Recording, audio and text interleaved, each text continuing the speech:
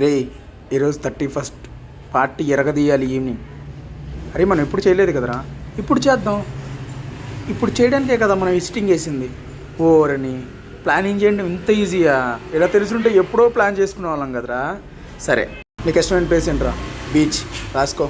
తాగడానికి ఎక్కడికి వెళ్దాం? యాను 31st పోలీసులు ఎరక్ కొడతారు, మూసుకొని మన ఊర్లో చెప్పు. అయితే శివాబాద్ రాసుకోరా. ఫుడ్ ఎక్కడరా? Rainbow restaurant. అది ఎక్కడరా? ఓ నీకు తెలియదు, గోంప పగిలిపోద్ది. మూసుకొని ఈ స్ట్రీట్ బిర్యానీ రాసుకోరా. మరి సిగరెట్లు వెళ్ళారా? మనోడు పాన్ షాప్ ఉంది కదా బా, అక్కడ తీసేసుకుందాం. అయితే నాకు పెట్టా, దాంట్లో షేర్ ఆడవద్దు రాసుకో. ఇదిరా ప్లానింగు. ఈవినింగ్ అందరూ డబ్బులు నాకు ఫోన్పే చేయండి రో. ఒక్కరు చేయకపోయినా గుప్ పగిలిపోద్ది, ఓకేనా?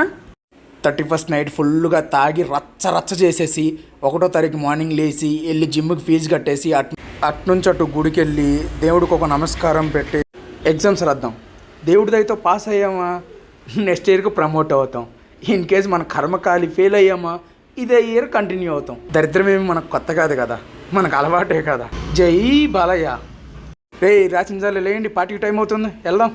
పార్టీ మాత్రం 20 ఇయ్యాలి బావా, కుమ్మేద్దాం. ఏంటి అప్పుడే వెళ్ళిపోతున్నారు? మాకు తాగడానికి టైం అయింది సార్, అందుకే వెళ్ళిపోతాం. వాళ్ళు తాగరు, అందుకే ఎగ్జామ్ రాస్తున్నారు. ఆ ముసలోడికి మనం ఈవినింగ్ తాగే బీర్లు కౌంట్ చెప్తే గుండెకి చచ్చిపోతాడేమో. అందరికీ హ్యాపీ న్యూ ఇయర్.